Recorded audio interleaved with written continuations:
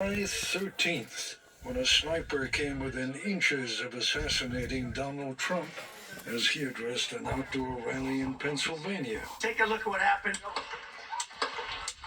Within minutes, social media was alive. Who did it? With uninformed speculation. It was the government themselves. They're all on the same side. We have no idea who she is. She has no particular credibility. Why should I even care that she Because is she out there? could potentially have an audience. If the algorithm gives it steam, that could be seen by millions of people. And then on X, formerly Twitter, this message. You're telling me the Secret Service let a guy climb up on a roof with a rifle only 150 yards from Trump? Inside job. 7 million views and counting. We're at a point where nobody believes anything. Truth as a concept is really in trouble. It's suspect. The cumulative impact of the lies and distortions just keeps growing. Such that journalist Stephen Brill titled his new book, The Death of Truth. There are facts, and it used to be in this world that people could at least agree on the same set of facts, and then they could debate what to do about those facts. But we're losing our grip on any sort of shared reality. Stephen Brill's company, NewsGuard, is attempting to put the brakes on. What are you looking at? I'm looking into this fake Hamas threat that was part of a Russian disinformation campaign. Its 40 or so staffers around the world identify and rate the credibility of online news and information sources. It's a finger in the dike, because there's no price to be paid. So I see this bill as an enormous contribution to our moving into the information age. Almost 30 years ago, the federal government decided that internet platforms were like the phone company. Welcome. You've got mail. You can't sue the phone company for what a caller might say in a phone conversation.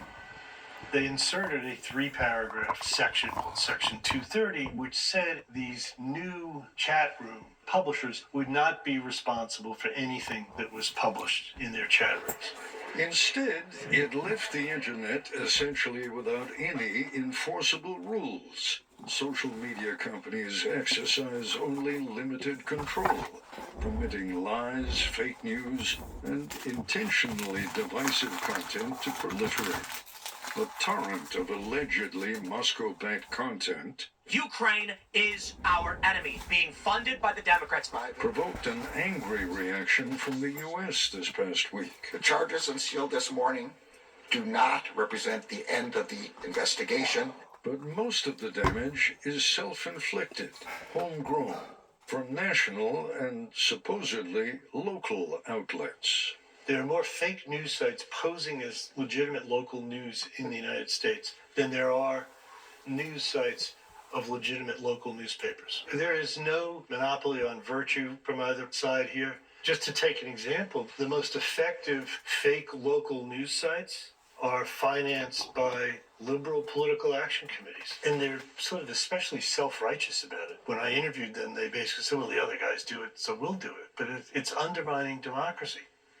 And then Brill points out we're just beginning to come to terms with the full potential of artificial intelligence. My fellow Americans, I want to take a moment to address some of the hateful you've been talking about me.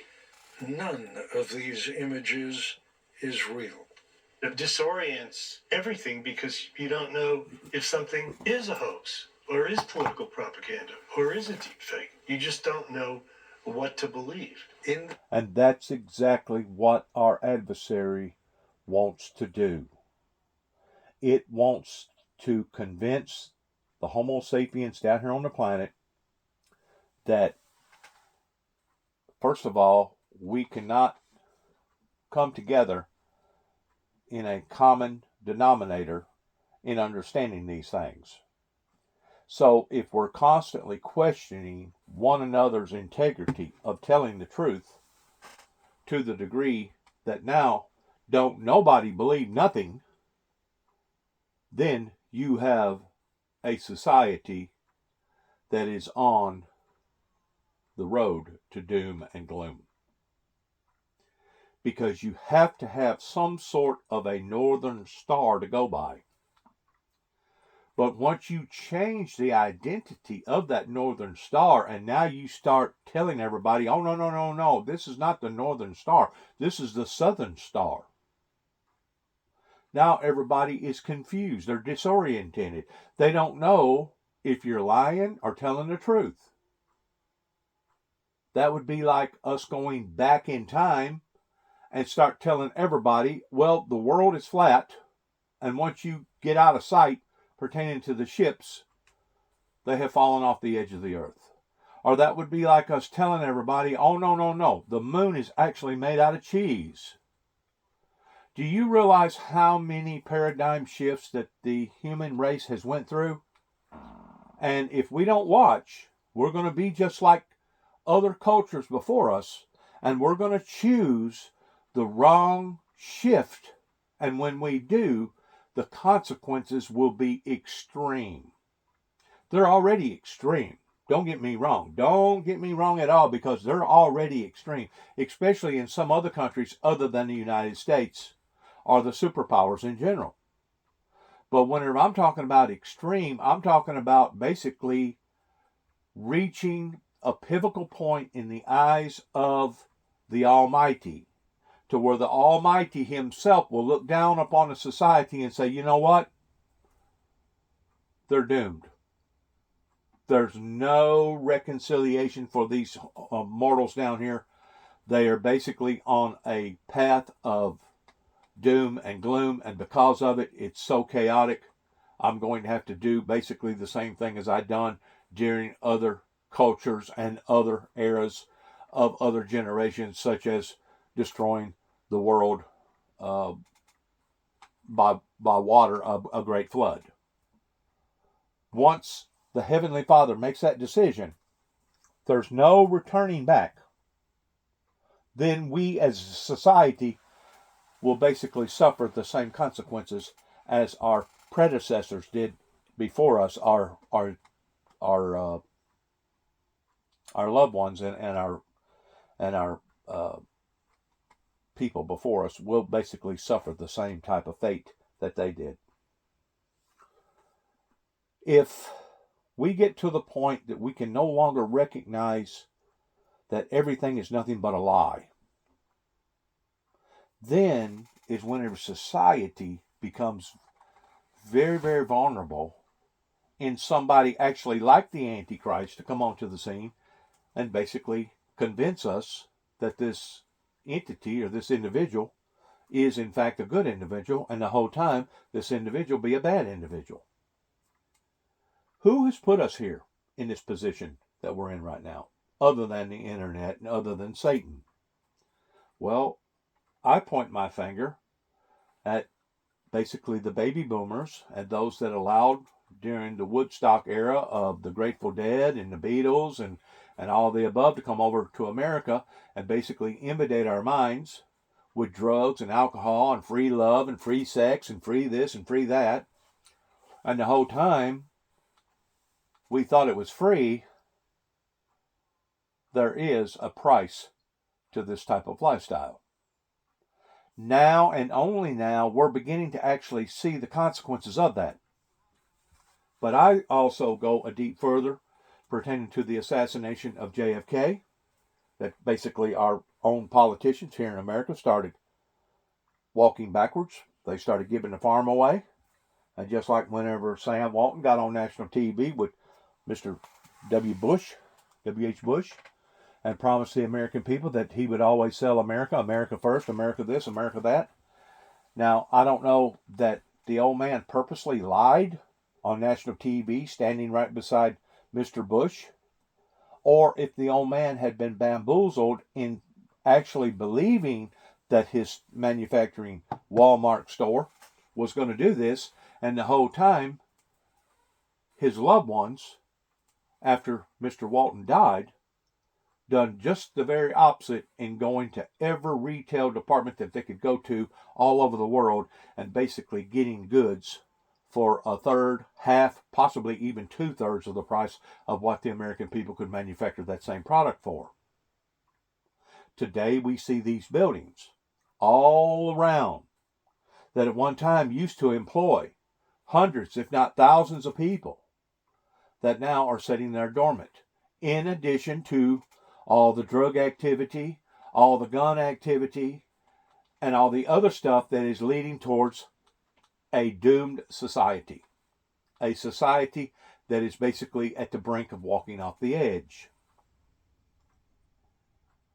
Whenever you look at the fault of what went on in 1988 regarding, once more, the Bushes that spoke out of both sides of their mouth at one time, they talked about global international alliances. They talked about to the superpowers that the world wasn't going to be destroyed by a nuclear holocaust. They talked about peace and utopia, but at the same time, they went to war with Saddam Hussein, pretending to Desert Storm and Desert Shield.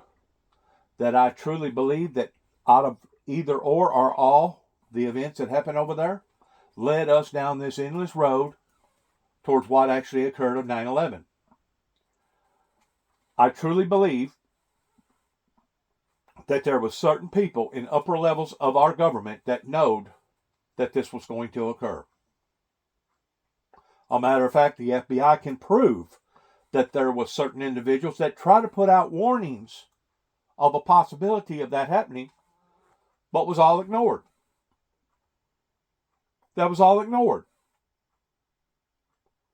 And the reason why I say that is because the day before 9/11, wasn't it ironic, if you want to believe in superstitiousness is, wasn't it ironic that every Muslim that worked in those Twin Towers was given a warning of not going to work the following next day? Wasn't it ironic that the very family, the Saudi royal family, that was over here in the United States, in which it was not uncommon for them to be in the United States because of all their investments that they had made, but wasn't it ironic or strange that the day after 9/11, they was given presidential permission of leaving the continental United States, but everybody else was grounded pertaining to civilian aircraft? People are going to have to awaken in understanding that the theories that a lot of these church members have been talking about pertaining to this entity that's going to come on board, of it disguising itself towards being good, is the very thing that we're dealing with right now pertaining to AI, pertaining to social media, pertaining to basically a entity that has come into our lives that we was taught even during Y2K that we're going to have to do this. If we don't, there's going to be major consequences in not doing it. Well, the fact of the matter is, it's just the other way around. There's actually major consequences in doing it. And now we have fell prey to that. We have fell prey to that, not just in America, but all over the world. And all these different engines that are coming on board towards these bad actors that are basically contaminating the truth and getting everybody so I ain't going to use the word relaxed, but getting everybody so perturbed in the fact that now we don't know who to believe or what to believe, so we just don't believe nothing. This was the plan of action all along in creating a environment to where nobody trusted nobody. And once you do that, you have created an environment of doom and gloom. And if we as a society aren't smart enough to identify these things, because the Bible's very clear in what this entity was going to do, it was going to come into our lives as being presented as being something great, good, even better than the existence of toilet paper. But yet now we're finding out all the imperfections of what it's actually doing pertaining to not just our youth, but it's causing divorces, it's causing people to lose their jobs, it's causing commotions all over the world. Now, I'm not the smartest or I'm not the sharpest knife in the drawer, because I don't have PhDs and NHDs and all these other different degrees hanging on my wall pertaining to being masterful in this and masterful in that.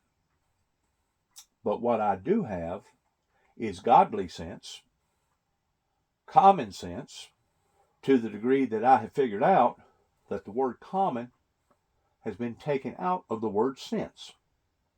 Because it used to be that humanity could come to an agreement pertaining to the common things that everybody know to agree upon. That the planet was round and the moon was not made out of cheese. But whenever it gets to the point that no longer things are common, well, you can take the word sense and basically throw it in the waste can somewhere, because now nobody has common sense.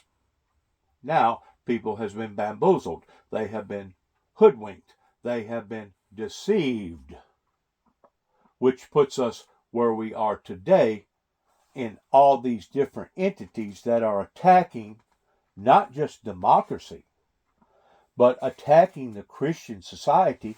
And it's not just myself and my brother here at 291 Thompson Road, Sharon, Tennessee, zip code 38255, that was being attacked again and again and again for 3 consecutive years that the courts in Weakley County know about.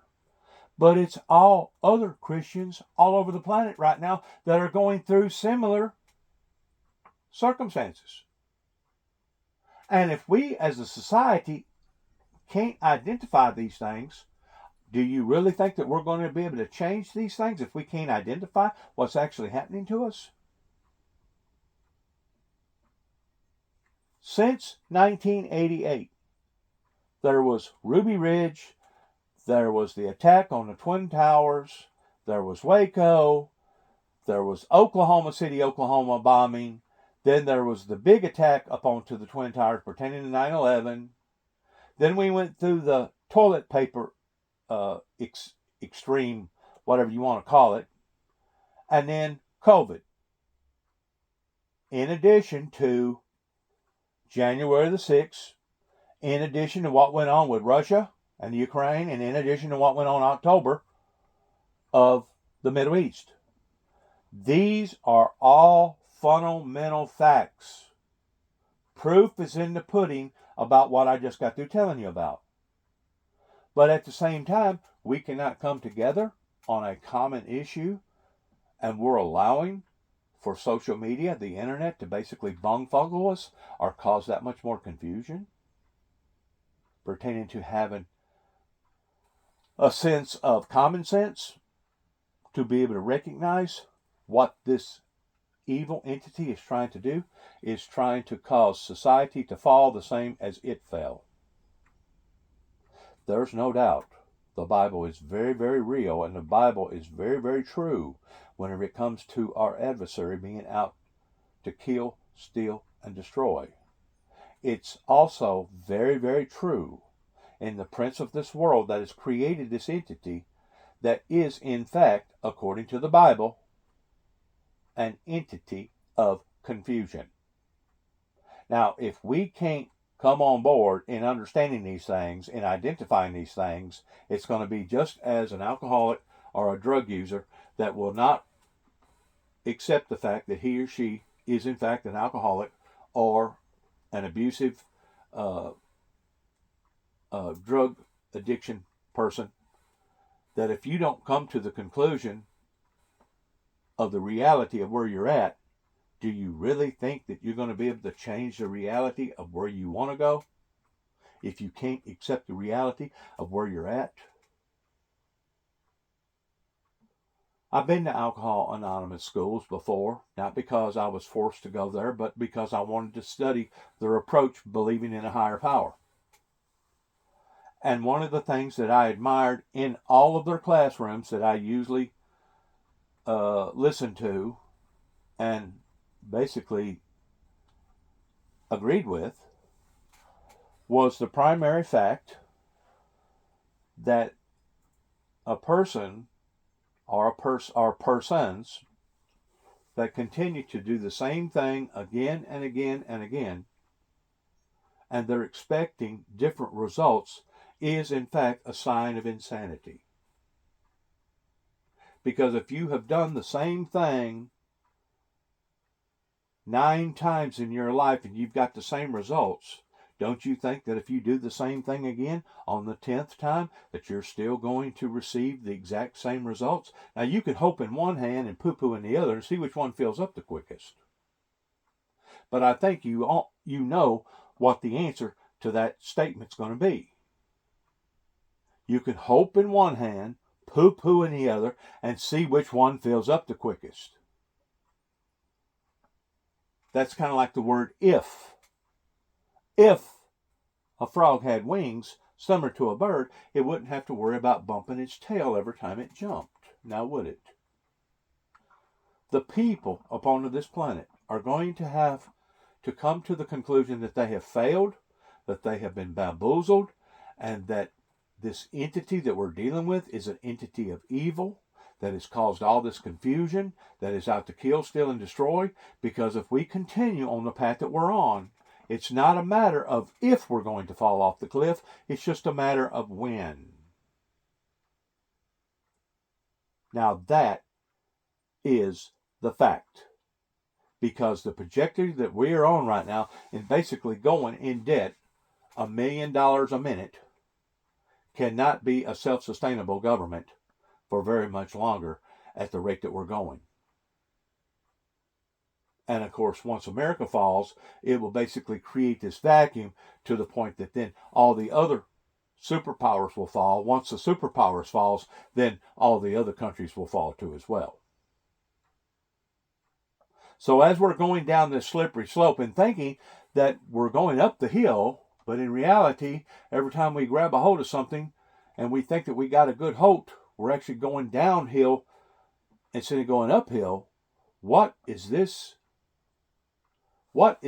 picture of chaos going to look like once we get down to the bottom of the hill? That's the $64,000 question. And I'm going to tell you what it's going to look like. It's going to look like hell. And you won't be able to look at one another and say, well, we wasn't warned or we wasn't told. Whenever you have people such as myself and other people similar to me that's giving out all these warnings and telling you again and again and again what's going on. But because you got pride, because you got a big ego, because you got a big education, or because you got a big bank account, you refuse to listen to somebody such as myself. You rather put me in a category. You rather stereotype people like us and put us into a category such as, well, they're stupid, or they're deceived themselves, or they're out of touch with reality, or they're don't have all their marbles, or they're basically touched in the head.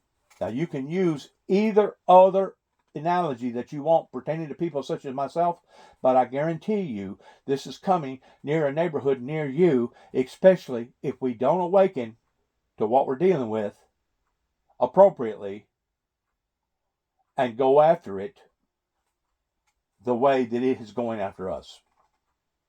Because there's no doubt we are on a trajectory right now of catastrophicness. That once this starts unleashing and unfolding, I really don't know that we are either smart enough or we have enough common sense about us, because once more the word common has been almost completely banished from the word sense. And once we reach the point of trust that now we cannot trust each other, then we have reached a entity of chaos. And once we have reached the entity of chaos, we have basically reached the end of our existences towards doom and gloom. The environment you described, is it possible for us to have a clean, fair, universally acceptable election? Your last condition is the one that is, I think, impossible. Universally acceptable. Forget universal. Even modestly acceptable. I have a real fear that one way or another, regardless of the outcome, that the chaos and the disbelief and anger that's going to prevail on November 6th, the day after the election, is really going to put our country to a test. And it's not just going to put our country to a test. It's going to put the world through a test. And all these bad actors, it doesn't matter if it's Russia, it don't matter if it's North Korea, it doesn't matter if it's And let's homegrown. not pretend that we haven't had our share of political corruption. I'm talking about you, Chicago, and you, Boston, and Texas, and South Carolina, and yes, New York. There's plenty to go around. And even though we had to go to the Supreme Court to solve that Bush-Gore thing in Florida, at some point or another, we used to accept the fact that one candidate won and the other one lost. We can no longer take that for granted. Somehow, this time is different.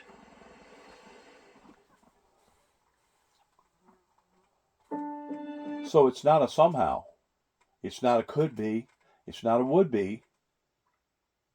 Now we are looking at the fact that it is. And we will go from it is to what it was after the destruction falls up into our lives. And it won't just be the destruction of one nation. It will be the destruction of a global society. That's where we're heading. And if we're not, presidential candidate Nikki Haley. If we're not smart enough to identify these things, then we are basically at the point of no return towards crossing over the Rubicon and never returning back. And that's exactly what our adversary, the devil, Satan, evil, the Luciferian Lucifer, wants to do. It wants to bring humanity down, the same that it's bringing itself down, because it, or he, was the one that made that ultimate choice of defiling the kingdom of God and basically creating a mutiny up in heaven.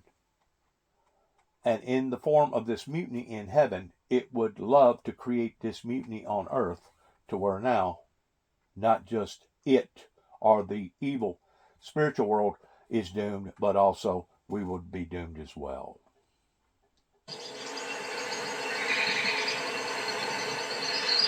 We leave you this Sunday morning under the watchful eyes of Washington, Jefferson, Lincoln, and Theodore Roosevelt, carved into Mount Rushmore in the Black Hills of South Dakota.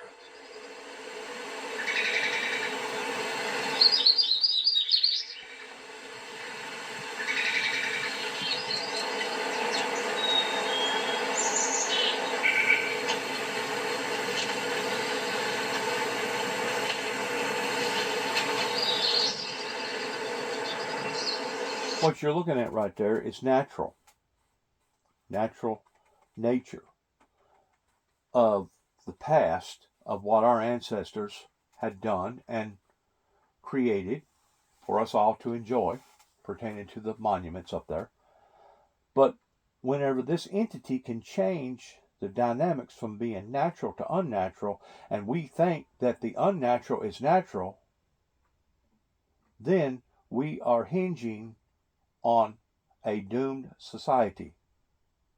Just like the word trust, whenever it gets to the point that we can no longer trust our politicians, when we can no longer trust our media entities out there that are telling us these things, then we go over to another area, which is don't trust nobody. Don't believe it. Well, once you reach that entity or that point, now you're fringing on the entity of doom and gloom, total destruction. And that's exactly what our enemy, which is out to kill, steal, and destroy, is trying to do to humanity right now. Trying to take the things that are natural and turning it, changing the things that are natural into the things that are basically in natural sense of changing all that around. That basically he's doing a pretty good job at it right now, pertaining to social media and the internet and AI and etc. You know, our politicians, our smart people was told 20 plus years ago of what the internet was going to do to all these young, undeveloped minds. And now we're seeing it occurring right in front of our very eyes. They was warned, and they didn't assist to the warning. Now look at where we're at, towards being $35 trillion, all the drugs, all the guns, all the violence, and et cetera, et cetera.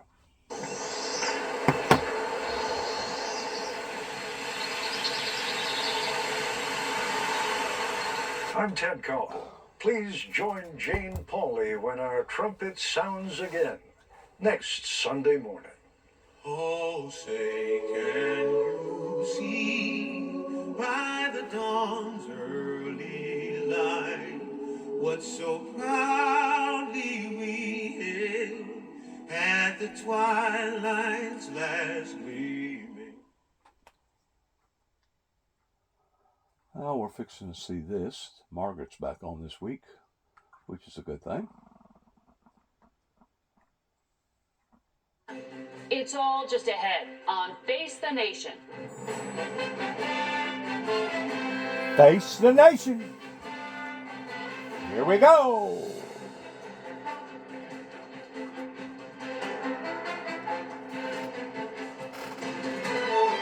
Good morning and welcome to Face the Nation. We're starting a consequential week for both the Trump and Harris campaigns. With just 58 days until Election Day, both are preparing for their first debate. Will it change a race that remains neck and neck? We begin this morning with our new CBS Battleground Tracker poll of the three key states of Pennsylvania, Michigan, and Wisconsin, where the race is essentially even. Vice President Kamala Harris is up just 1 point in Michigan, tied with former President Trump in Pennsylvania, and up 2 points in Wisconsin. Senior White House correspondent Weijia Jiang is in one of those states, Pennsylvania, and has the latest from the trail. In Pittsburgh. Yes, come here. Of course. Vice President Harris took a break from intense debate preps to shop with voters. Are you ready to face Donald Trump? Yes, I am. Harris was asked what she wants to get across during the debate. It's time to turn the page on the divisiveness. It's time to bring our country together, chart a new way forward. Rallying in Wisconsin, Trump had a different message. We're run by stupid people. Stupid people. And we found that out at the debate with Joe. How did that work out? And we're going to find it out again on Tuesday night. Is anybody going to be watching? Harris's aides say she plans to focus on policy, not personality. Our new poll shows Harris is competitive, in part because voters think she'll help the middle class, and she has an edge on making housing more affordable. But Trump is doing better with those who say the economy and inflation are major issues, especially holding favor among non-college and white voters. Sources familiar with Trump's debate prep say it's been informal, but he is going over specific policy proposals. A senior Harris campaign official says they believe Trump thrives under bright lights and on national TV, and they expect he will be ready. Margaret? That's Weijia Jiang in Pittsburgh. We caught up with former Republican presidential candidate Nikki Haley on Friday. The former ambassador and South Carolina governor explained why she is supporting Trump. But you'll also hear her views on what she thinks he should be focused on in these last 2 months until Election Day. We began by asking if she'll campaign with him. You said you're on standby. In other words, you haven't been asked to campaign. Are you advising at all on his debate preparation or speaking to the campaign? I'm not, and that's his choice. He can, whatever he decides to do with his campaign, he can do that. But when I called him back in June, I told him I was supportive. I think the teams have talked to each other a little bit, but there hasn't been an ask as of yet. But should he ask, I'm happy to be helpful. Donald Trump just finished a press conference, 3/4 of which was about grievances related to that past conviction related to alleged sexual assault. I know when you were campaigning, you said you had no reason really to question the findings of the jury related to the defamation case brought by E. Jean Carroll. I'm not asking about the specifics of the case, but if that's the focus of a press conference for a presidential candidate, A, is it the best use of his time? And what is the message to female voters to be going through this again? Well, I think the focus for me is on policy. You know, I think But he's the candidate. No, and I've always said, look, if I thought Biden or Trump were great candidates, I wouldn't have run for president. I ran because I thought I could do a better job. You don't think he's a good candidate? I think he is the Republican nominee, and I think put him against Kamala Harris, who's the Democrat nominee, for me, it's not a question. Now, do I agree with his style? Do I agree with his approach? Do I agree with his communications? No. When I look at the policies and how they affect my family and how I think they're going to affect the country, that's where I go back and I look at the differences. I mean, these are the candidates we have been given. You know, you look at Kamala Harris and it's quite remarkable. She never had a debate. She never had a primary. She never had anyone vote for her. And they basically took her and in 48 hours, they put her back out there and she was this whole new candidate. But the reality is she has a record. Mm-hmm. The administration has a record. Trump has a record. And so neither are perfect. Neither are ideal. So let's talk about the policies then. One of the things that we know is hurting American families is the high cost of childcare.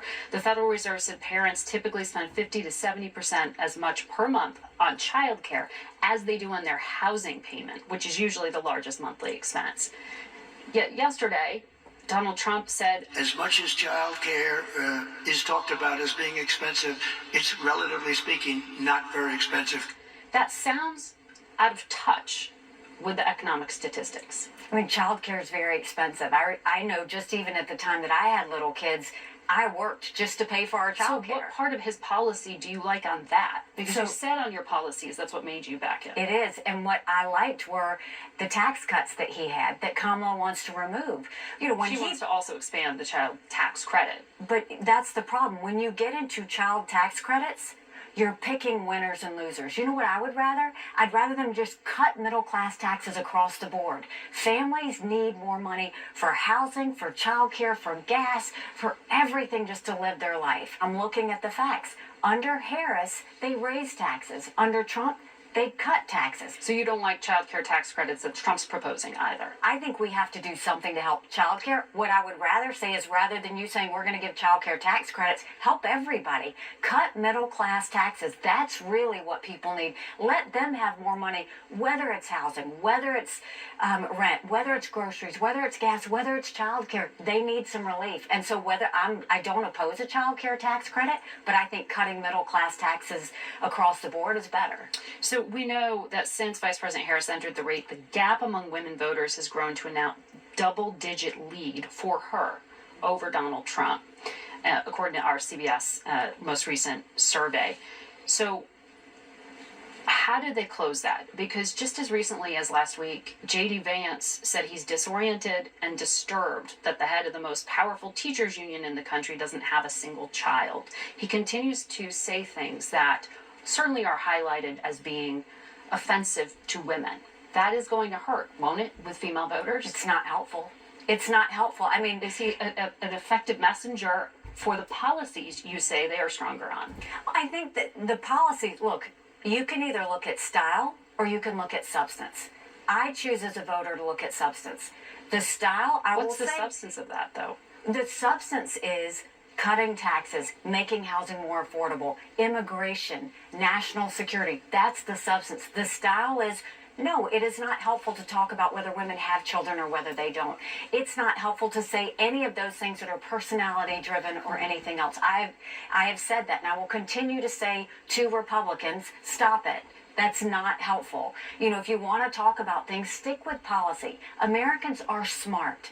They don't need all of this other noise to distract them. They just want to know how you're going to help them. Mm-hmm. And they're, you know, what I would suggest to every American, look at the records of each of them. You've got some stark contrast there. You know, Harris was not strong on the border. Trump was strong on the border. Harris wanted to eliminate fracking. Now she's taking that back. But energy production was not as strong as it was under the Trump administration. It's high right now, actually. But when you listen to some of the things, you said you don't like handouts. And you're concerned about sort of the fiscal conservatism here. Former President Trump pledged to mandate that the government and insurance companies pay for fertilization treatments or IVF treatments for women. Is that a policy you would support, that insurance companies or the federal government pay for that? It's not a policy I support any more than it's a policy of Kamala Harris to remove private health insurance or Medicare for all. Look, at the end of the day... But this is the head of the Republican Party. This is the Republican nominee. I know, but Margaret, you also have to talk about the head of the Democrat Party. You know, don't just look at one and not look at the other. When you talk about Medicare for all, when you talk about removing private health insurance, you might as well be Canada. You might as well look at socialist healthcare. We never want to get to that point because you're not going to get IVF or anything else, cancer drugs or anything else when it comes to that. When you look at healthcare, we need to know, both of my children were products of fertility. We want that option to be available to everyone. But the way you do it is you don't mandate coverage. Instead, you go and you make sure that coverage is accessible and you make sure that you're doing everything you can to make it affordable. You would still urge people who identify as Republican to support policies that you say are not conservative. I don't agree with Trump 100% of the time. I don't have to like him or agree with him 100% of the time to know that life for Americans would be better under the policies where we have strong immigration, where we have law and order, where we have an economy where we can look at opportunities, where we've got national security that is strong. I don't need to sit there and like someone to decide those policies are better. It's grading on a curve. It's not grading on a curve. I think it's how you look at it, because I would ask you, how are people going to be better going through the next 4 years like we have the last 4 years? Any American will tell you their life is not better. So our goal is, how do we make life better? Instead of making it about the personalities, can we not start saying, what do we all agree about on the policies? Because there's some serious policy concerns. Let me ask you about China, because this is a very serious threat picture around the world right now. You were just in Taiwan for the first time. Former President Trump said Taiwan should pay us for defense, and the U.S. is no different than an insurance company. How concerned were Taiwanese officials by that comment? Well, first of all, when I went to Taiwan, I think it's important that Americans know what I saw. I met with the president, the vice president, the defense minister. We were on a military base. We met with their intelligence officers. The life of a Taiwanese every single day. First of all, they have 30 million cyber attacks a month in Taiwan. They have aggression from air and sea by the Chinese every single week. I wanted to see if Taiwan, if they were victims waiting for a handout or what they were saying. And I was so impressed because they're not waiting for help from anyone. 10 years ago, their Chinese investment was 84%.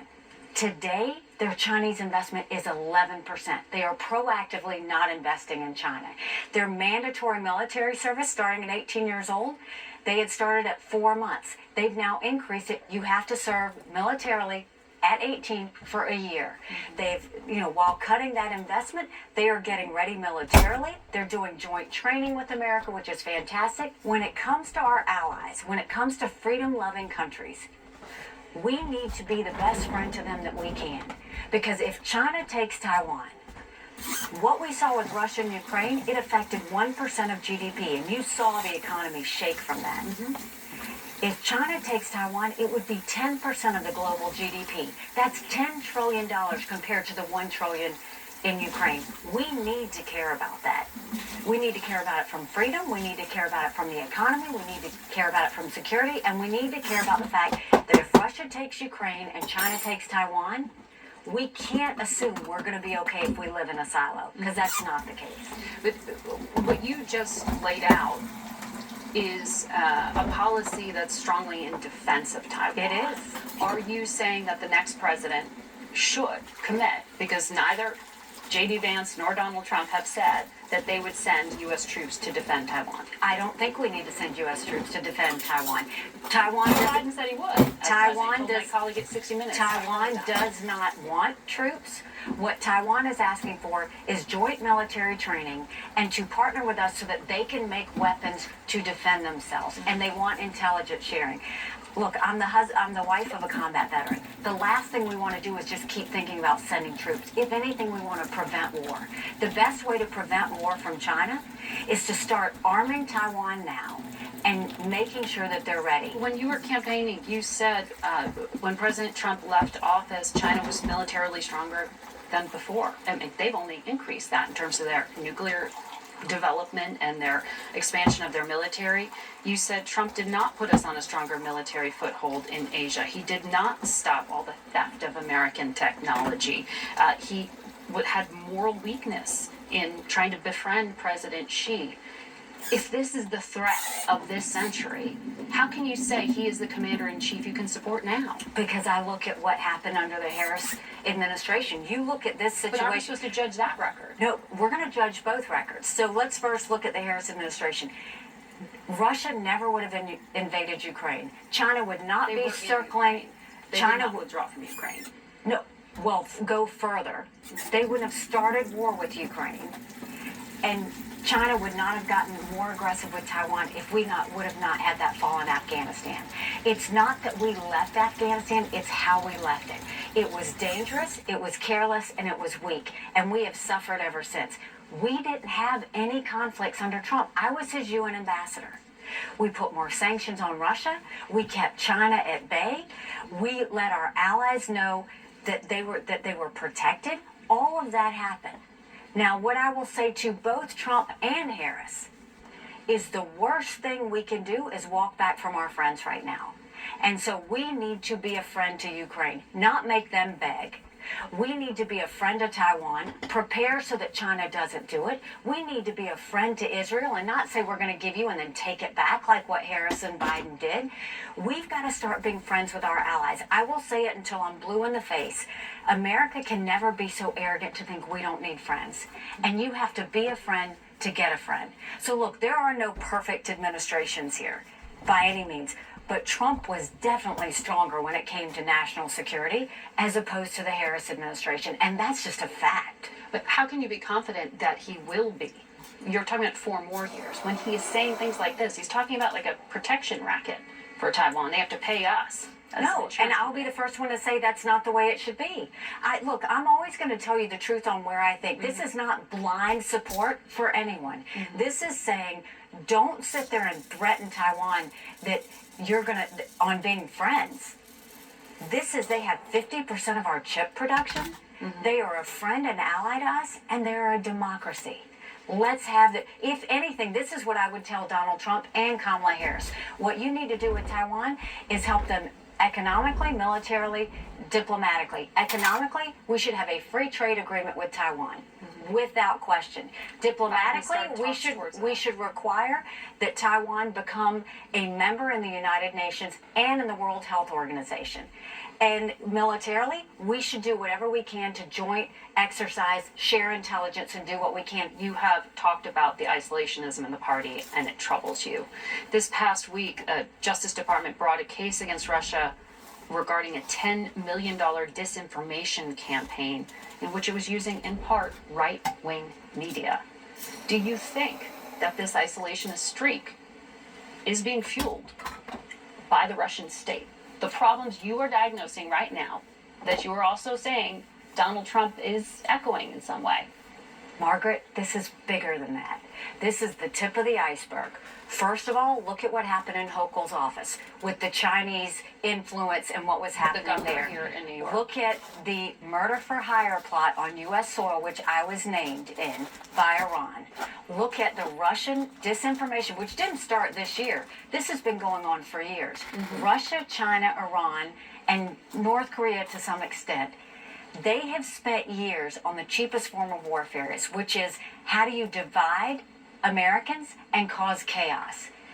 They have done that. When I was running my presidential campaign, the FBI had a separate hearing with me to let me know that Iran was meddling in our influencing the election with our campaign. They were to hurt you or to help to you? hurt me. To hurt you. You know, the murder for hire plot named me. That's by Iran. This has been going for a long time.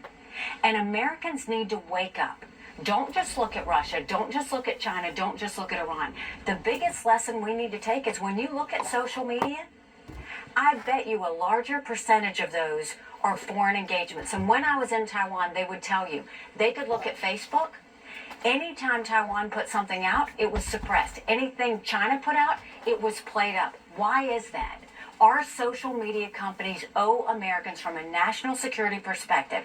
How many of these foreign bots are dividing us? Every bit of our government, influencers, press, and media need to say how many of these foreign influencers are buying people, and what are we doing to protect us? Nothing. No one's talking about TikTok. Biden and Trump both said they were against TikTok. They're both on it now. Kamala's on it now. China loves that. America needs to wake up when it comes to foreign actors. Face the Nation will be back in 1 minute. Stay with us. Well, that was a mouthful, wasn't it? Roy Cooper of North Carolina, a battleground state. He joins us from Raleigh. Good morning to you, Governor. Good morning, Margaret. Good morning. Vice President Harris will be in your state Thursday. We know this is a consequential week. Debates can be catastrophic. They can be inconsequential. Do you anticipate the average North Carolinian is open to persuasion or even watching what happens on that debate stage this week? There's no question about it. It's close here in North Carolina. It always is. This was Biden-Harris's closest loss in 2020, only 1.3%.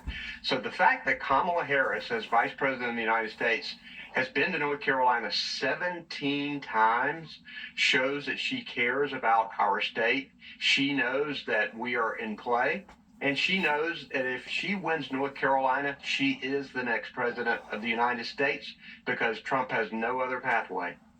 Is it winning or is it just reducing the amount by which they lose rural voters? You have a very large rural population in your state. And, you know, things that the Biden-Harris administration has done has helped our rural population. I've been able to expand Medicaid here in North Carolina. That's helped working rural North Carolinians. We're getting high-speed internet all across our state. That's something that people are beginning to find out about. And she's got a plan. She's got a plan to lower costs for North Carolinians, particularly in this child care arena, drug pricing. We're excited about the economic plan that she has, and I think North Carolinians will respond to it. Well, I want to ask you more about some of that because our latest CBS polling shows it is a very, very tight race, and it is the issue of economy and inflation that is weighing the most on voters. So we're going to talk about that in a few minutes when we take this break, and we'll come back to finish it with you, Governor. Stay with us.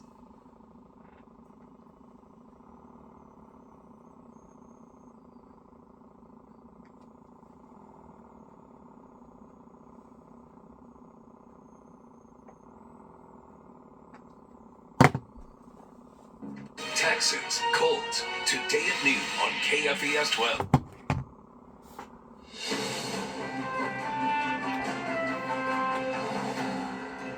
Welcome back to Face the Nation. We continue our conversation with the Democratic Governor of North Carolina, Roy Cooper. Governor, our CBS polling shows this is still a competitive race for Donald Trump, largely because of those voters who just don't think they are better off financially right now. Their incomes are not keeping up with inflation. This is especially true among non-college and white and working class voters. How do Democrats change this perception? Well, I think that same poll, Margaret, said that people had more trust in Kamala Harris to help the middle class. And as she spends time getting out her economic plan of shifting the tax burden here, we need to make sure that billionaires and corporations pay their fair share and that everyday people and small businesses get the tax benefits. As she talks about her child care plan and providing child care tax credits, you've got Donald Trump, who clearly doesn't understand the problem. You got J.D. Vance, who's saying, well, you should get your grandparents or your aunts or uncles to look after children. Completely clueless. When we continue to get this information out to the American public and to people here in North Carolina, that Kamala Harris has an economic plan that's going to help lower the costs for everyday people, that's going to help families thrive, that is going to protect women's reproductive freedom. I think at the end of the day, that's going to be what works here. Well, you got a short period of time to do that, sir, in this election. One of the things that we did hear about from the vice president this past week was her endorsement of a less dramatic increase in the capital gains tax rate than what Joe Biden had proposed.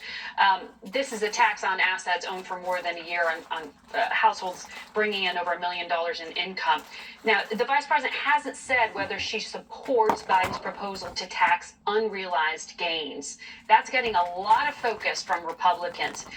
I'm just wondering, though, is this announcement and positioning really just an attempt to appear more moderate, to appear more pro-business? Is it just a political ploy?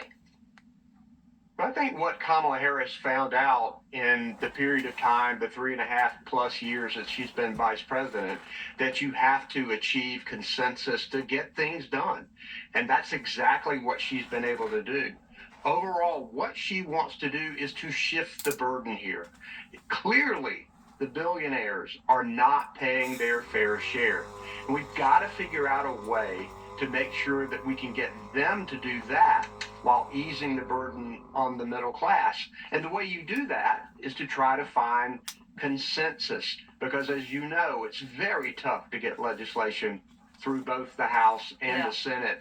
And that will continue to be a challenge, but she's shown that she's got the ability to help do that. Tim Walz was in the Congress, so he's got the ability to help push legislation that helps shift this balance. So I'm excited about the potential for them being president and vice president of the United States. Well, and having to work with Congress. I want to ask you about guns. We saw this horrific shooting in Georgia this past week, and the father of that shooter is facing second-degree murder and other charges because he gave his son that AR-15 style weapon that was used. You're a former state attorney general, and I wonder what you think of this precedent of prosecuting parents. Do you think it's effective in dissuading gun violence? I think we have to do everything we can to reduce gun violence, particularly gun violence in our schools. And I think that is appropriate. But we also know that these military-style assault weapons are being used by lots of people. They can kill multiple people. We don't need to have them on the streets. Look, you can't be tough on crime if you're weak on gun laws.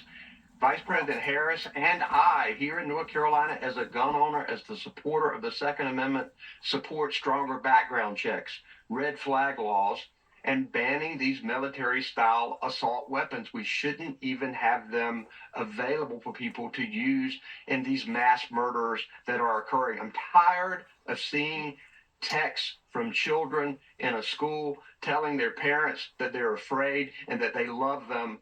We cannot normalize this. J.D. Vance says this is just a fact of life.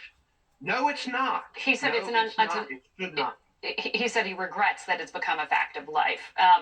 But you do agree then with prosecuting parents, is what I understand from what you just said there. Look, if the evidence is there, yes.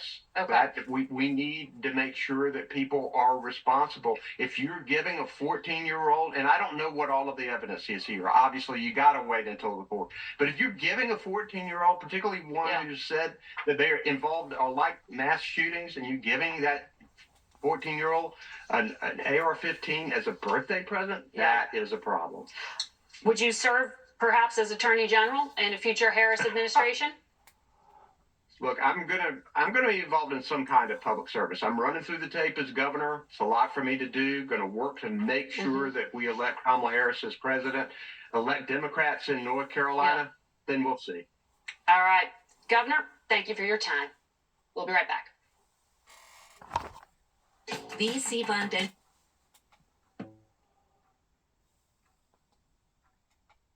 Reason to doubt what the Justice Department and intelligence community said? Look, Russia's been trying to do this, many years. So has China. So has Iran, for that matter. And it's intensified. And I think I didn't blame anybody for it.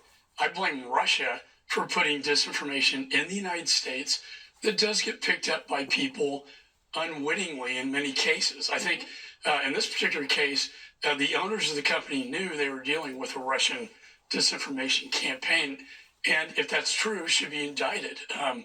But it's a problem with China. They're involved in my election, just like Nikki talked about her election. Iran, under indictment there. Yeah. So, I mean, this is Russia, China, Iran, North Korea. I want to put that aside for a minute and delve into your investigation. You've been on this program a number of times over the past 3 years investigating the U.S. withdrawal from Afghanistan. Your report comes out tomorrow.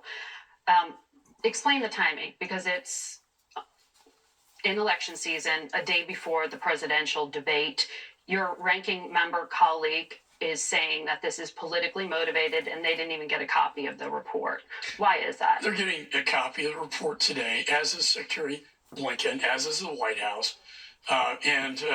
Is this politics, though, in an election year? No, it's taken me 2 years to get to this point because of the obstruction. I've had to serve subpoena after subpoena, move to compel, threaten to, hold the secretary in contempt to get information like after action reports, all these documents, testimonies that we finally got to. Why is it important right now, Margaret? Because of the foreign policies at stake. What happened after Afghanistan impacted the world. Why? Because Putin responded by invading Ukraine 2 months after Afghanistan fell. Chairman Xi, Putin made an unholy alliance in Beijing, threatening the Pacific now. And then the Ayatollah reared his ugly head in the Middle East. And we're seeing this finally. This is really important.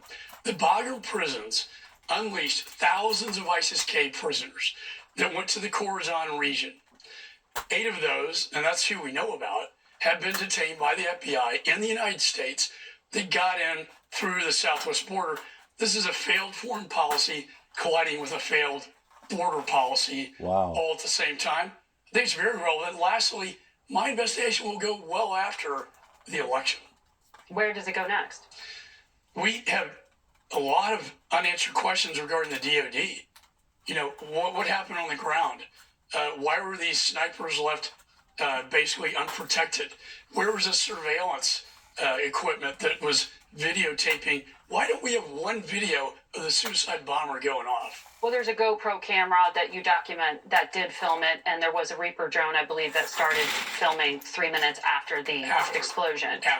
But are you implying here some kind of conspiracy? I mean, you can't be saying that the Pentagon wanted... I'm not a conspiracy guy. I'm a prosecutor. This was done very methodically. I wasn't looking for press clippings. I did this facts, evidence. I didn't reach any conclusions. But the fact is, typically they do multi-attacks at the same time. We know that... The ISIS suicide bombers who attacked and at Abu Ghraib. that's their modus operandi. That's how they conduct these things. We do know that all the video was destroyed after. What we know from the Marines on the ground is that shots were coming from the Taliban. And some of the Marines were actually hit by bullets. According to their testimony, it's the best evidence we have because the videos were destroyed. Well, General McKenzie, in a briefing in 2022, said that was ball bearings that came from the suicide bomber's explosion, and there was some dispute. And that very well may be the case. But I guess why I'm asking is there have been multiple CENTCOM investigations, a State Department investigation. Do you not accept the findings of those investigations? If it wasn't for my investigation, CENTCOM never would have reopened an investigation. It was this, very brave sniper that came forward, Tyler Vargas Sanders. They came forward and said, I had the suicide bomber in my sights. I asked for permission to engage. Permission was denied. CENTCOM denies that happened. They denied it happened. I want to know where they got the picture. Is that a picture of the bomber at the site at HKIA? Or where do they get that picture? We just don't know. HKIA being the airport. I want to ask you, though, 11 Marines, 1 sailor and 1 soldier lost their lives at Abbey Gate when that suicide bomber detonated. On Tuesday, the Speaker of the House is presenting an award to the family members of the fallen. That's also debate day. I think you would agree. All Gold Star families need to be respected in this country. More than 2,400 Americans were killed in Afghanistan. 45 combat deaths under Donald Trump. Why aren't all of them being honored? Why only these 13? Well, this was one of the deadliest days in Afghanistan. It could have been prevented if the State Department did its job by law and executed the plan of evacuation. They did not do that until the day the Taliban invaded and overran Kabul. By that time, it was too late. They left these 13 servicemen and women hanging out to dry, 170 Afghans killed, 45 service members and Afghans injured as a result of the, I'd say, moral negligence on the part of the administration allowing this to happen. I think it's totally appropriate to honor them. It was never done with the intention of it being on the same date as the debate. That was not a coordinated effort. Really? To my knowledge, it was not. General McKenzie, who was the CENTCOM commander in 2021, said the Trump-era Doha agreement was one of the worst negotiating mistakes ever made by the United States. It was the operational mechanism that killed Afghanistan, that destroyed the government of Afghanistan. Did you identify mistakes by the Trump administration? Well, we identify Zal Khalilzad. The mistake here with the negotiator. With Doha was the fact that he negotiates with the Taliban and leaves out the Afghan government. Right. That was a slap in the face to them, and it was not good for morale. Having said that, the Taliban... That was the Trump policy. Yeah, and the Taliban was in violation of Doha. That's why Trump left 2,500 troops. When President Biden came into office, it was very clear, go to zero. In fact, his press guy said, it's immaterial. Doha agreement's immaterial to us going to zero. Yeah. We're getting the hell out of there, irrespective of conditions on the ground. Both presidents agreed with getting out. It was the military that opposed. Well, the Trump administration had conditions.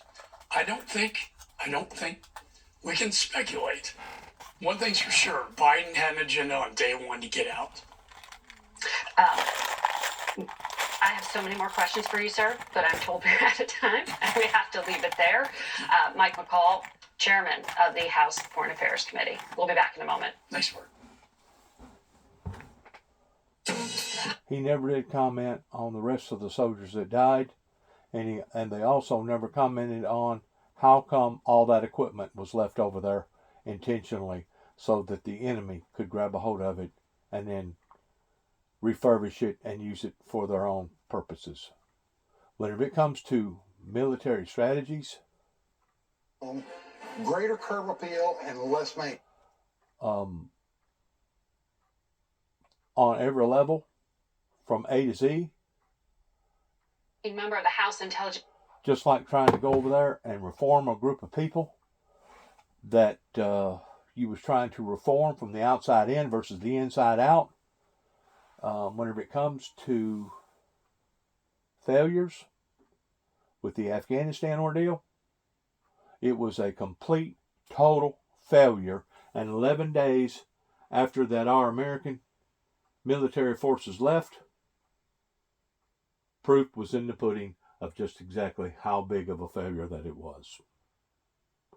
Now, if this is the best that our Pentagon and our CIA officials can do, then as far as I'm concerned, they all need to be replaced immediately. Just like 9/11, whenever 9/11 happened, in setting the American people up the way that they did, either out of negligence or gross negligence, whichever way, or intentional, whichever way,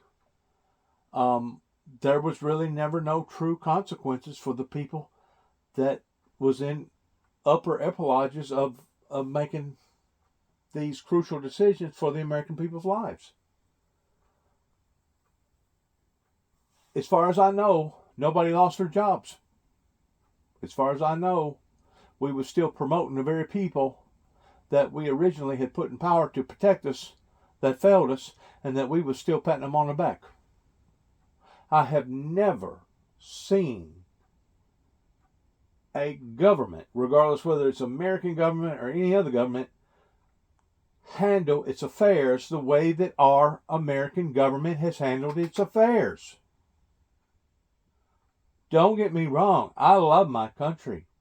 I love the fact that our ancestors who stood up pertaining to the Patriots in respect towards going up against King George III, I love the fact that our country is one of the greatest countries in the world. But our politicians has failed us on every level imaginable. And to think that the American people are so gullible, so naive, that they continue to keep voting these people in power again and again and again. That's the part that really gets to my emotions towards my God. It's the American people that are doing this. You know, I've heard some people say, well, it's the minister's fault. It's the pastor's fault. The reason why that society has become so corrupted in its morals. Well, that's one way of looking at it, but let's look at it another way. It's the people that puts those pastors in power. And whenever those pastors feels like that if they step on too many toes, if we hurt too many people's feelings, that they're going to be told to go on down the road and seek employment elsewhere, where does the true fault begin and end? It goes right back to the people, because it's the people that put those pastors in place, and it's the people that basically blackmails those pastors in telling them that if you don't lighten up a little bit on our toes pertaining to the scriptures, we're going to have to boot you on down the road and you're going to have to seek employment elsewhere. It falls right back to the people. Certain portions of it, yes, belongs to the leadership of the church world regarding how come they didn't forfeit their threats and forfeit their blackmail and go ahead and preach the word of God as it was supposed to have been preached anyway. Certain part of that does go to the leadership of the churches. But under the circumstances, I feel like, after I just got through explaining that, people can understand that it still falls back to the people.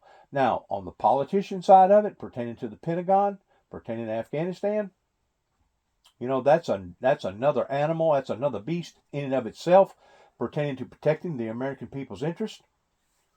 And there really is no other fault in failure, because you can't blame the people for what our politicians and for what our Pentagon officials and our CIA officials either have done or haven't done reluctantly that has caused this much damage. So whenever Donald J. Trump does mention the swamp needs to be drained,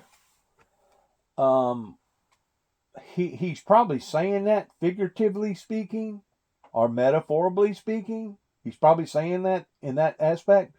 But I truly go a bit further in saying that literally needs to happen before we're going to see a turnaround of this great nation, either politically, spiritually, medically, morally, socially, and now social medially.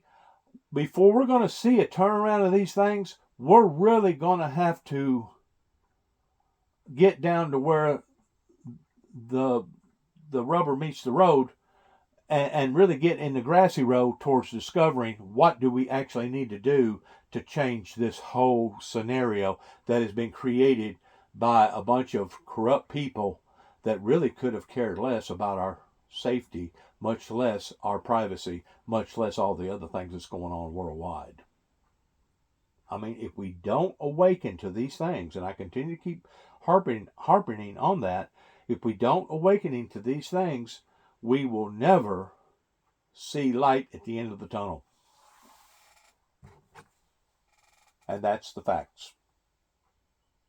Because you cannot cut bits and pieces of the snake's tail off in thinking that the snake is going to die. You have to begin with the head. And if you don't cut the head of the snake off, you really hadn't done nothing.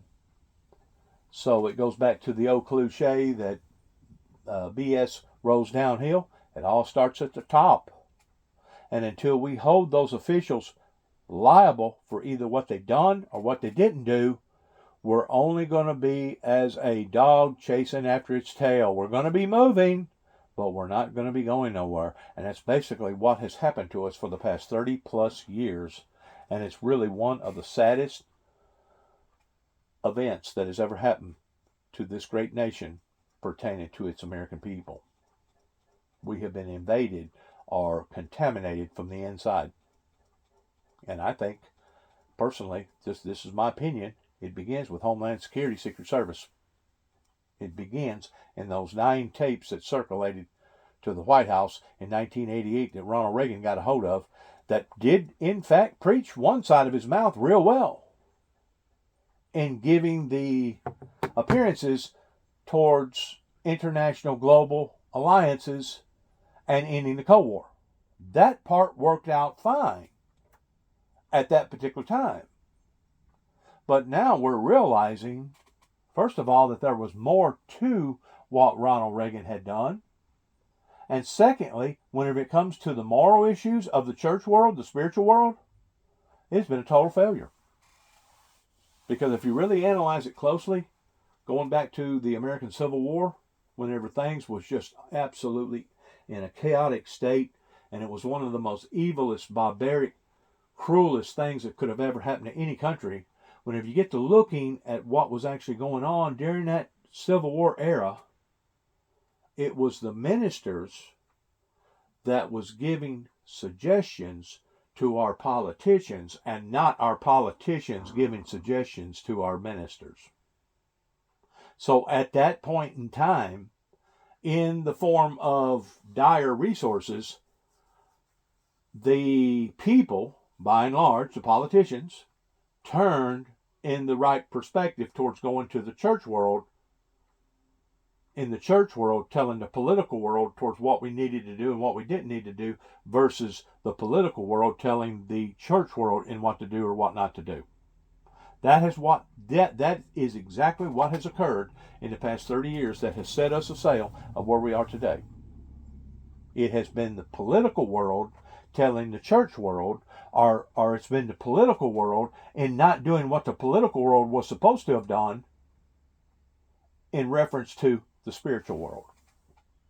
And that has caused a clash of now the American people as well as the world waking up and seeing, my God, what kind of a freaking mess has occurred here. Well, it's been a big one. It's been a huge one. But once more, I stand on the fundamental values of the Word of God, that all things work to the good of them who trust and praise the Lord. And eventually we will see it turn around. I don't know how it's going to turn around. It may take a bloodbath to get it turned around. But eventually the Christians are going to come out on top. The meek are going to inherit the earth.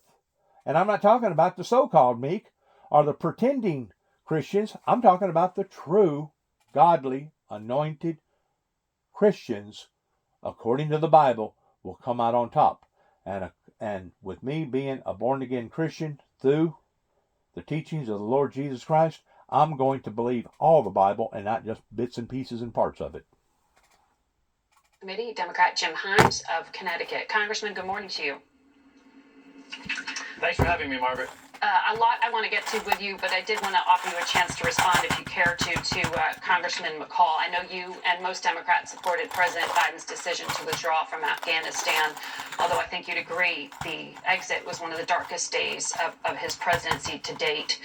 What do you make of the Republican argument that this reflects on Vice President Harris's abilities to serve as Commander-in-Chief? Well, you're right, Margaret, when you say that was a very dark day. Anytime we lose service members, it's a very dark day. And the 13 that we lost at Abbey Gate are rightly remembered. And you know how you remember them best? You remember, as you pointed out in your interview with Chairman McCall, that there were also almost 2,500 others killed in Afghanistan over a 20-year period. Exactly. What Chairman McCall is going to offer to the American people, though, is... And that ain't counting all the arms, all the legs, all the feet.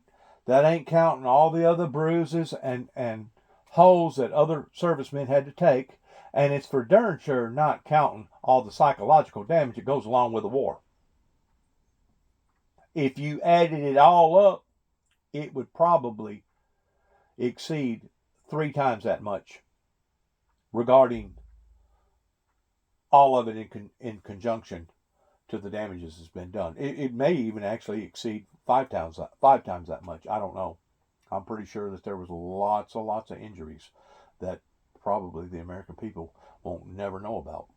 Right. It's going to be about Vice President Harris. It is a politicized, cherry-picked report designed to do one thing, not shed light on a tragedy, which, by the way, I would support 100%. And by the way, let's also look at the 20 years and the 4 presidents that doubled down on Afghanistan policy. It is going to be a nakedly partisan campaign thing. Chairman McCall said it at the end there. What the military issues that he was raising, he didn't mention the fact that when he said that President Biden came with an agenda to withdraw from Afghanistan, President Biden did not come with an agenda. He came with a binding agreement negotiated by President Trump, who also released 5,000 Taliban. And by the way, and here's the key point that didn't come up, who also left President Biden with 2,500 troops in Afghanistan. Yes. Margaret, when we were attacked on January 6th on the Capitol, in the days after, we had more than 2,500 National Guardsmen guarding the Capitol. That's the tools, and that's the agreement that Donald Trump left President Biden with. And there were thousands more NATO troops as well, so the 2,500 is a little bit misleading, but let's put that aside. Just to honor our allies there, that surely you know about. I want to ask you about the ISIS threat. On Friday, it was disclosed that a 20-year-old ISIS supporter was apprehended 12 miles from the U.S.-Canada border. The FBI said the individual was a Pakistani citizen residing in Canada who was planning a mass shooting attack in New York City on or around October 7th to kill as many Jews as possible. Do you have any insight into whether this individual was self-radicalized? Was he directed? What is the threat picture here? Yeah, we've been out of session for some time, so it's been a little while since I've had a classified briefing, so I probably can't specifically answer the question about that individual. What I can tell you is 2 things. Number one, ISIS is dedicated, as is, by the way, Iran and any number of other groups, to trying to strike the United States. That is a fact, and that is why it is so important, the work of the intelligence community and the FBI to stop that stuff. And they're pretty good at that. You saw the arrests, of course, of the 8 people who were affiliated with terrorist groups. They're very good at what they do. It's very hard for them to be perfect, but it's also important that we not over-exaggerate the threat here. We have come a very long way. I'm actually just back from a 9/11 ceremony on the 23rd anniversary, celebrating or memorializing that hideous attack. The intelligence community, the military, the FBI have come a long way since 9/11, and as a consequence, we learn about these things, and hopefully we'll be in a position to obstruct as many of them as possible. Fair point. I want to switch gears if I can, and you are right to remind us all that we are coming up on that 9/11 anniversary, a memorial to all of those. On the question of election interference, we got these disclosures from the intelligence community this week and the Justice Department. This was a sophisticated scheme to interfere in the election by setting up fake news sites, paying $10 million to a Tennessee-based company to launder Moscow's propaganda. They use podcasters, they use well-known personalities on YouTube to trick American voters in swing states, according to the DOJ. How effective has this campaign been? Well, that's a really hard question to answer, Margaret, because that gets into the question of, are these crazy right-wing websites and right-wing journalists who evidently their money came from Russia, are they actually having an impact on the election? It's sort of hard to believe in a 50-50 election that's going to be played out in sort of 4 or 5 states that it's not going to have some impact on the margin, which is why 2 things are really important. Number one, back to the FBI, back to our intelligence community, they need to double down on identifying, naming and shaming those countries that are doing this, and Chairman McCall was right. It's primarily Russia. Russia has really pulled out all the stops, but it's also China, it's also Iran. There's even some other countries that are thinking about it. But Margaret, I feel very passionately about this. They can only succeed if American citizens hand over their autonomy, their sovereignty, their critical thinking abilities to the Russians or to the Chinese. And so what I always tell my constituents, if you're looking at some random social media site and you are getting hotter and hotter and angrier, and people who disagree with you are not just the opposition, but they're traitors, you know what you're doing? You are being manipulated. And it may just be by Facebook's algorithms, but there's some chance it might actually be the Kremlin or the Chinese or the Iranians who are manipulating you. And if you're going to be manipulated that easily, guess what? This country's going to get the democracy that we deserve. Vladimir Putin publicly said he was endorsing Vice President Harris this past week. U.S. intelligence, though, assesses that it is Donald Trump that is, in fact, Moscow's preferred candidate. Do you know whether Putin is directing this particular campaign? Well, I will tell you that super sensitive things like meddling in U.S. elections, you know the nature of the Kremlin and of Putin and of his autocracy. Nothing serious happens in Russia without Vladimir Putin signing off on it. So precisely how involved he is an open question. But believe me, yes, he would. And look, the whole, I'm endorsing Harris thing. Yeah. All you need to do is listen to the way the two candidates talk about Russia and Ukraine, and you can develop a pretty independent sense of what Putin would like to see happen on election day. You said earlier this week that banks are required to research their clients. When you were being asked about this case of a Tennessee-based company that CBS is reporting is Tenet Media that was being manipulated by the Russians, what is the principle you're asking to be applied here? Well, I guess, and I'm not talking about legal compulsion necessarily here, although banks are required to know their customers. It's nice to imagine that, massive social media platforms or massive media platforms like Tenet might actually do a little research to try to figure out where their money is coming from. Yeah. Frankly, the people who look at their media have a right to know where that money comes from. So, at a minimum, check this stuff out, because you may not want to be complicit in a Kremlin operation. Congressman Himes, thank you for your insight. We'll be right back. Now, it's got an NFL. Now, what they was talking about pertaining to a Tennessee company, this is the first that I've heard of this. So I really can't validate or vouch one way or the other pertaining to this Tennessee company that I guess has been caught red-handed, the way that I understood what they was talking about.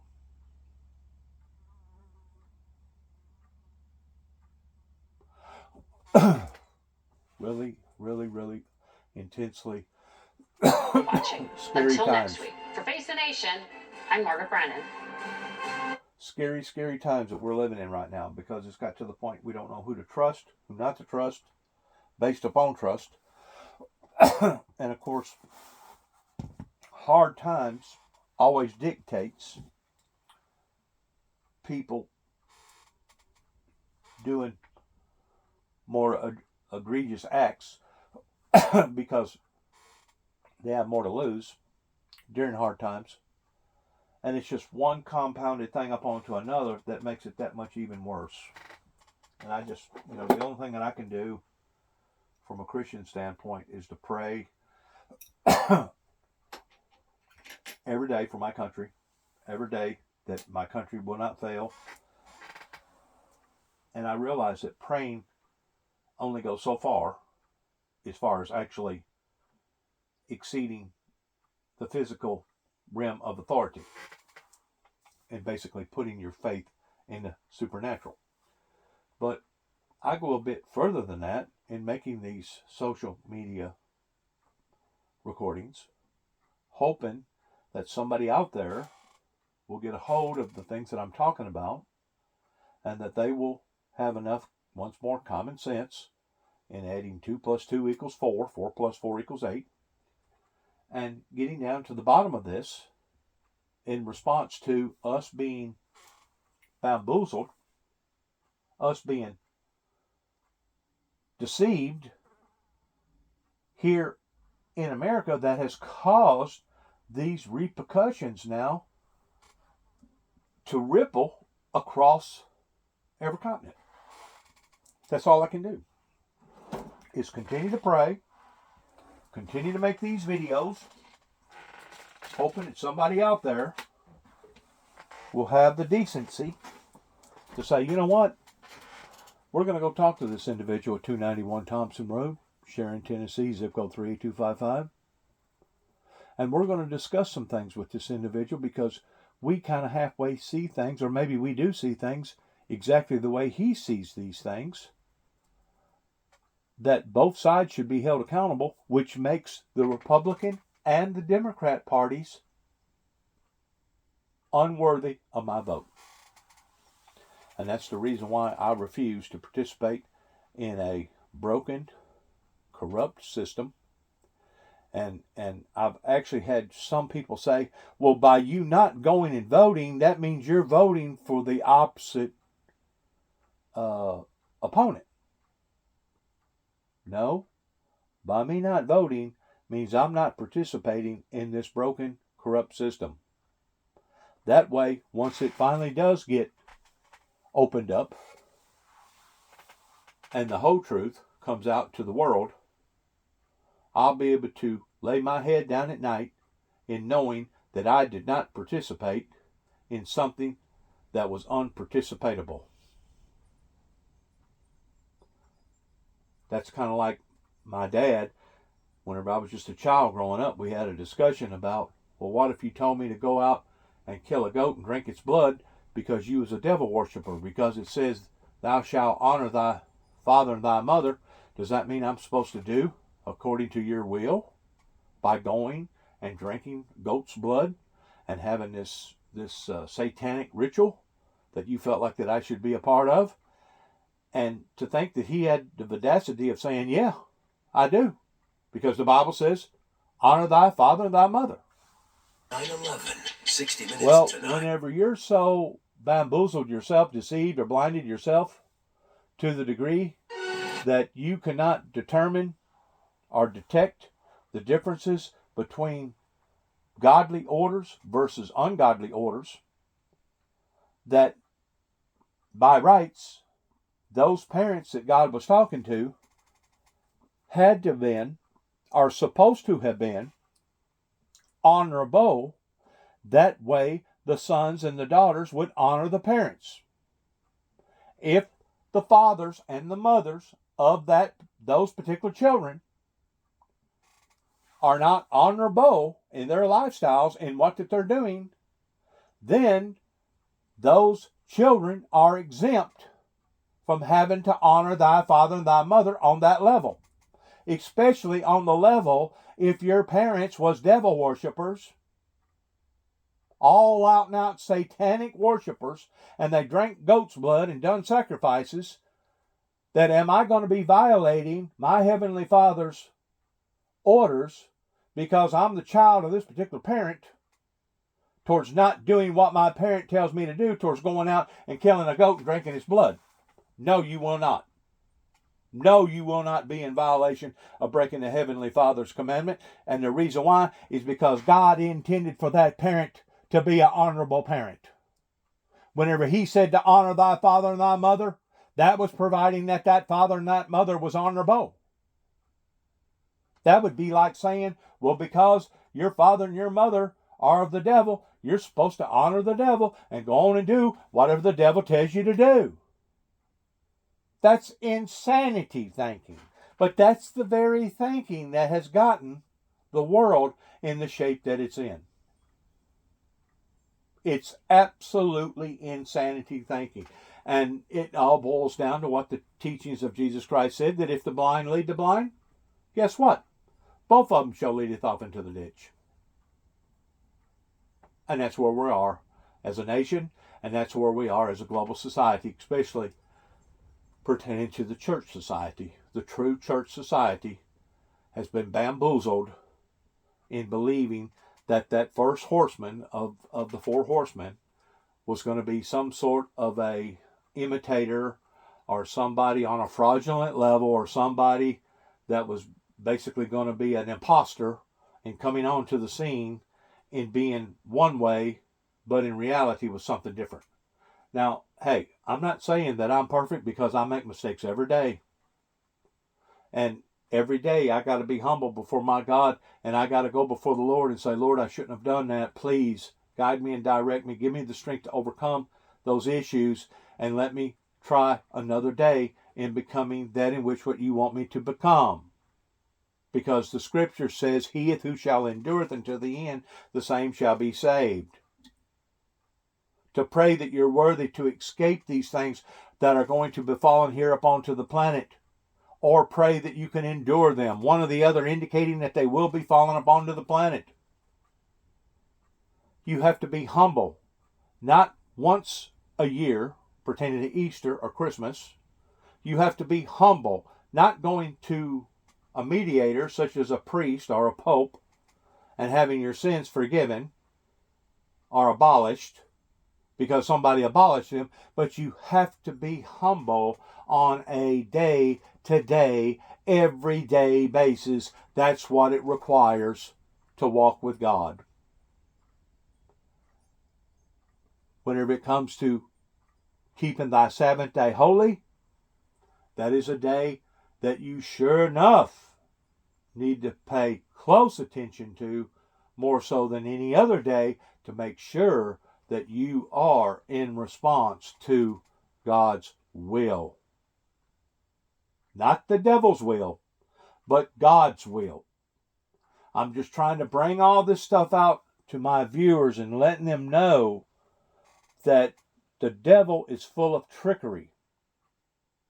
And if the devil could convince a bunch of children that's trying to be obedient to their parents, because it says in the Bible, honor thy father and thy mother, and those parents are not honorable. I'm just trying to express very clearly that God was not talking to children in honoring a dishonorable father or mother. Especially if you reach the level of them basically being nothing more than satanic worshipers, and now your father or your mother has ordered for you to go out and kill a goat and drink its blood. That is insane thinking, in thinking that a righteous, holy God intended for children to obey their parents that way, even though they was devil worshipers versus God worshipers. I can't explain it and express it any clearer than that. I do want to pray for our great nation. Father, eternal God, you know the barriers that the devil has put out for your people to stumble over. I just pray, Lord, that your people will awaken pertaining to this trickery and these entrapments that have now not just come to our doorsteps, but basically have invaded our homes and invaded our lives. I just pray, Lord, that we will have your guidance, your holy anointed protection in being able to identify these things and then act accordingly upon to them. I pray a special prayer for what's going on right now over in the Middle East. I pray a special prayer for the ones that's going on with Ukraine. But I also pray a special prayer for the chaos that's going on all over the world in other marginable areas that basically don't get the headline news like it should. I just pray, God, for the innocent, the lonely, the sick, the abused, the used. I pray, God, for the elderlies. I pray, God, for those who are indefensible in not being able to defend for themselves in the situation that has befallen here upon to the planet, just as your scripture says in the first 3 chapters of Revelations, to be thy faithful unto death, and that he who shall overcometh will not be hurt of the second death, because you knowed whenever you said those things to John the Revelator that these occurrences was going to happen in the final remaining last days here upon the planet Earth.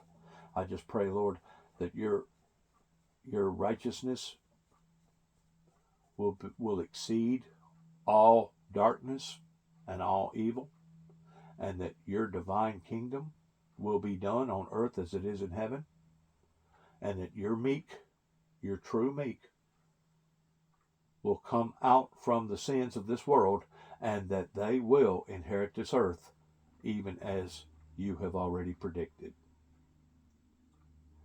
Pray, Lord, that you lead me not into temptation, but you deliver me from evil, and that I, Lord, will be forgiven of those who have trespassed against me, the same as I need to be forgiven of my own personal trespasses, regardless whether it's the trespasses of man or the trespasses of you, O Lord.